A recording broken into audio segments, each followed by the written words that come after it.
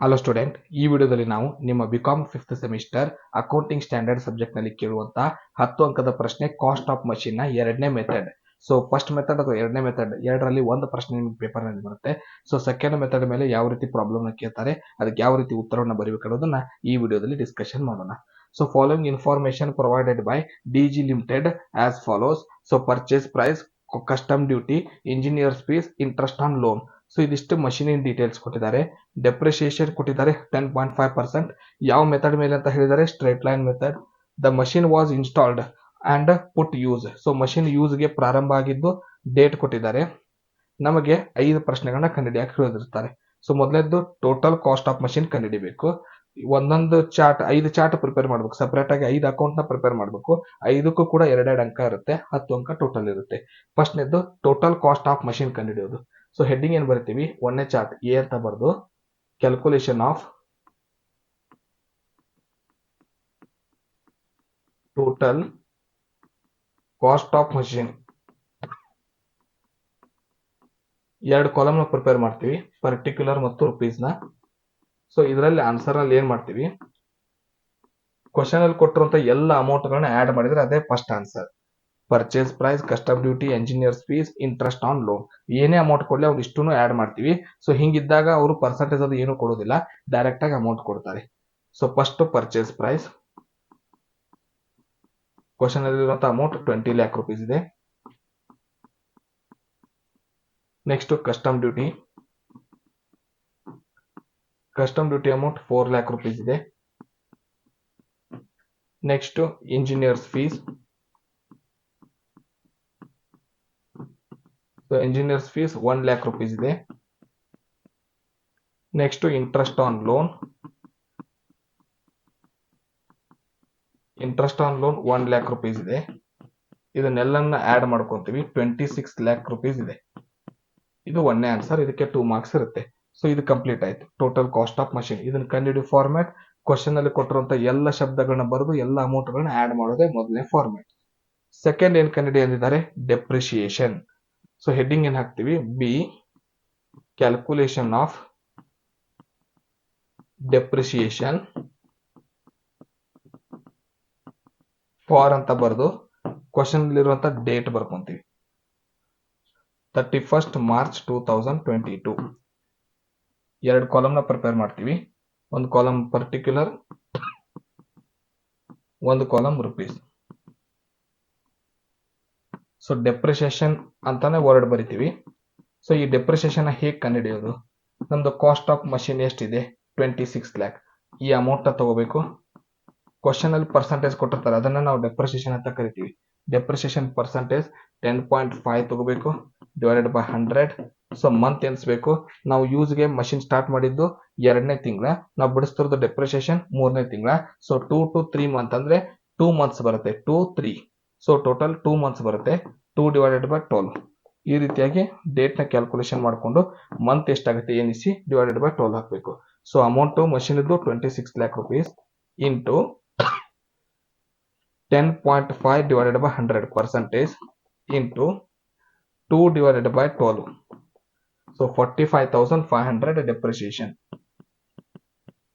ಇದು ಎರಡನೇ ಆನ್ಸರ್. ಈಗ ನಾವು ಕಂಡುಹಿಡಿಯೋದಕ್ಕೆ ಹೇಳಿರೋದು ಕ್ವಶನ್ ಅಲ್ಲಿ ಥರ್ಡ್ ಕ್ವಶನ್ ಬುಕ್ ವ್ಯಾಲ್ಯೂ ಕಂಡುಹಿಡಿ ಅಂತ ಹೇಳಿದ್ದಾರೆ. So heading calculation of book value ಅಂತ ಬರಿತೀವಿ. So C calculation of book value. ಇಲ್ಲೂ ಕೂಡ 2 ಕಾಲಮ್ ನ ಪ್ರಿಪೇರ್ ಮಾಡ್ತೀವಿ, ಒಂದು ಪರ್ಟಿಕ್ಯುಲರ್ ಕಾಲಮ್, ಒಂದು ರುಪೀಸ್ ಕಾಲಮ್. ಸೊ ಪರ್ಟಿಕ್ಯುಲರ್ ಮತ್ತೆ ರುಪೀಸ್ ಕಾಲಮ್ ನ ಪ್ರಿಪೇರ್ ಮಾಡ್ಕೋತೀವಿ. ಸೊ ಇದರಲ್ಲಿ ಏನ್ ಮಾಡ್ತೀವಿ, ಮೊದಲನೇ ಆನ್ಸರ್ ಏನ್ ಬಂದಿದೆ ಮತ್ತು ಎರಡನೇ ಆನ್ಸರ್ ಏನ್ ಬಂದಿದೆ ಇವುಗಳನ್ನ ಡಿಡಕ್ಟ್ ಮೈನಸ್ ಮಾಡ್ತೀವಿ, ಅದೇ ಮೂರನೇ ಆನ್ಸರ್. ಕಾಸ್ಟ್ ಆಫ್ ಮಷೀನ್ ಒಂದನೇ ಚಾರ್ಟ್ ಗೆ ಹೆಡ್ಡಿಂಗ್ ಏನ್ ಬರ್ದಿದೀವಿ, ಕಾಸ್ಟ್ ಆಫ್ ಮಷೀನ್. ಎರಡನೇ ಚಾರ್ಟ್ ಗೆ ಹೆಡ್ಡಿಂಗ್ ಏನ್ ಬರ್ದಿದೀವಿ, ಡೆಪ್ರಿಸಿಯೇಷನ್. ಸೊ ಎರಡನ್ನ ಕೂಡ ಮೈನಸ್ ಮಾಡ್ತೀವಿ. ಕಾಸ್ಟ್ ಆಫ್ ಮಷೀನ್ ಎಷ್ಟಿದೆ, 26 lakh rupees ಇದೆ. ಡೆಪ್ರಿಸಿಯೇಷನ್ ಎಷ್ಟಿದೆ, 45,500 ಇದೆ. ಎರಡನ್ನ ಮೈನಸ್ ಮಾಡ್ತೀವಿ. ಸೊ 45,500 ಮತ್ತೆ 26 lakh. 26 lakh ಮೈನಸ್ 45,500, 25,54,500 ಆನ್ಸರ್ ಬರುತ್ತೆ. ಇವೆರಡನ್ನ ಮೈನಸ್ ಮಾಡಿದ ಆನ್ಸರ್ಗೆ ನಾವು ಥರ್ಡ್ ಆನ್ಸರ್ ಅಂತ ಕರಿತೀವಿ. ಸೊ ಇಲ್ಲಿಗೆ 6 ಮಾರ್ಕ್ಸ್ ಆನ್ಸರ್ ಕಂಪ್ಲೀಟ್. ನೆಕ್ಸ್ಟ್ ಏನ್ ಮಾಡ್ಬೇಕಂತ ಹೇಳ್ತಾರೆ, ಮತ್ತೆ ಡೆಪ್ರಿಸಿಯೇಷನ್ ಅಗೇನ್ ಹೇಳಿರ್ತಾರೆ. ಆದ್ರೆ ಇಯರ್ 2023 ಫುಲ್ 1 ಇಯರ್ದು ಮಂತ್ ಎನಿಸ್ಲಾರ್ದೇನೆ ಕಂಡುಹಿಡಿತೀವಿ. ಇಲ್ಲಿ ಮಂತ್ ಎನಿಸಿ ಕಂಡುಹಿಡಿದ್ವಿ, ಇಲ್ಲಿ 1 ಇಯರ್ ಫುಲ್ ಕಂಡುಹಿಡಿತೀವಿ. So D answer calculation of again depreciation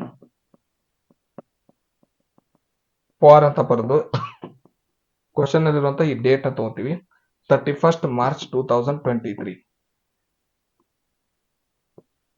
ಎರಡು ಕಾಲಮ್ ನ ಪ್ರಿಪೇರ್ ಮಾಡ್ತೀವಿ, ಪರ್ಟಿಕ್ಯುಲರ್ ಮತ್ತೆ ರುಪೀಸ್. ಸೊ ಇದರಲ್ಲಿ ಏನ್ ಮಾಡ್ತೀವಿ, ಕಾಸ್ಟ್ ಅಗೇನ್ ಡೆಪ್ರಿಸಿಯೇಷನ್ ಅಂತ ಬರೆದು ಪರ್ಸೆಂಟೇಜ್ ಮಾಡ್ತೀವಿ. ಎಷ್ಟು ಅಮೌಂಟ್ ಇದೆ ಮೊದಲೇ ಚಾರ್ಟ್ ನಲ್ಲಿ ಬಿಡಿಸಿದಾಗ. ಸೊ ಫಸ್ಟ್ ಆನ್ಸರ್ ಏನ್ ಬಂದಿದೆಯಲ್ಲ 26 lakh, ಇದ್ರ ಮೇಲೆ ಕಂಡುಹಿಡಿಬೇಕು. 26 lakh rupees ಇಂಟು 10.5%. ಕ್ವಶನ್ ಅಲ್ಲಿ ಇರುತ್ತೆ ಪರ್ಸೆಂಟೇಜ್ 10.5. ಸೊ ಮೊದಲೇ ಬಾರಿ ಡೆಪ್ರಿಸಿಯೇಷನ್ ಬಿಡಿಸುವಾಗ ಮಂತ್ ಕ್ಯಾಲ್ಕುಲೇಷನ್ ಮಾಡಿದ್ವಿ, ಇಲ್ಲಿ ಮಂತ್ ಕ್ಯಾಲ್ಕುಲೇಷನ್ ಮಾಡಲ್ಲ, ಫುಲ್ ಇಯರ್ ಕಂಡುಹಿಡಿತೀವಿ. 26 lakh rupees into 10.5 divided by 100, 2,73,000.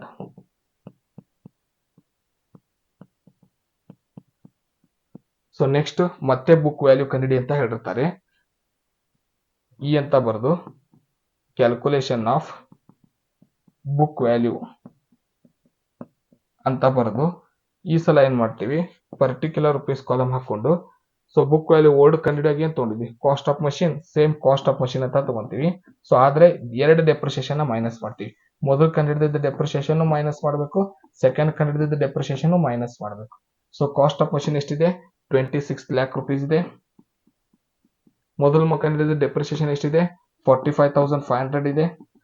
Next ಕಂಡುಹಿಡಿದ ಡೆಪ್ರಿಸಿಯೇಷನ್ ಎಷ್ಟಿದೆ, 2,73,000 ಇದೆ. ಸೊ ಎರಡನ್ನ ಮೈನಸ್ ಮಾಡಿದಾಗ ಫೈನಲ್ ಆನ್ಸರ್ ನ ಬರೀಬೇಕು.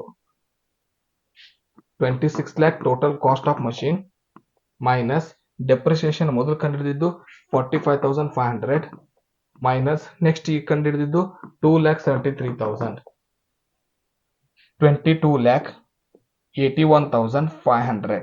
ಸೊ ಈ ರೀತಿಯಾಗಿ ಆನ್ಸರ್ ನ ಸಾಲ್ವ್ ಮಾಡ್ತೀವಿ.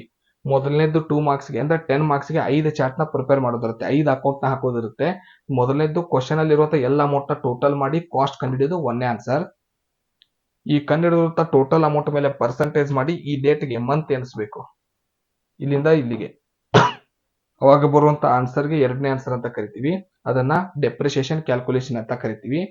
ಕಾಸ್ಟ್ ಮತ್ತು ಡೆಪ್ರಿಸಿಯೇಷನ್ ಮೈನಸ್ ಮಾಡಿ ಮೂರನೇ ಆನ್ಸರ್ ಬುಕ್ ವ್ಯಾಲ್ಯೂ ಕಂಡುಹಿಡಿತೀವಿ. ನಾಲ್ಕನೇದು ಅಗೇನ್ ಮತ್ತೊಮ್ಮೆ ಡೆಪ್ರಿಸಿಯೇಷನ್ ಕಂಡುಹಿಡಿತೀವಿ, ಈ ಸಲ ಮಂತ್ ನ ತಗೊಳ್ಳೋದಿಲ್ಲ, ಬರೀ ಅಮೌಂಟ್ ಮತ್ತು ಪರ್ಸೆಂಟೇಜ್ ಮಾತ್ರ ಮಾಡ್ತೀವಿ. ಫೈನಲ್ ಆಗಿ ಐದನೇದು ಕಂಡುಹಿಡಿಯುವಾಗ ಕಾಸ್ಟ್ ಪ್ರೈಸ್ ನಲ್ಲಿ ಮೊದಲು ಕಂಡುಹಿಡಿದ ಈ ಡೆಪ್ರಿಸಿಯೇಷನ್ ಮತ್ತು ಈ ಡೆಪ್ರಿಸಿಯೇಷನ್ ಆನ್ಸರ್ ಎರಡೂ ಮೈನಸ್ ಮಾಡ್ತೀವಿ. ಬಂದ ಆನ್ಸರ್ಗೆ ನಾವು final book value of machine for the period of 31st March 2023 ಅಂತ ಕರಿತೀವಿ. ಸೊ ಇದಿಷ್ಟು ಕಾಸ್ಟ್ ಆಫ್ ಮಷಿನ್ ನ ಎರಡನೇ ಮೆಥಡ್ ಮೇಲೆ ಕೇಳುವಂತ ಪ್ರಶ್ನೆ ಮತ್ತು ಉತ್ತರ. ಮುಂದಿನ ವಿಡಿಯೋದಲ್ಲಿ ಮತ್ತೊಂದು ಮೆಥಡ್ ನೊಂದಿಗೆ ಸಿಗೋಣ. ಧನ್ಯವಾದಗಳು.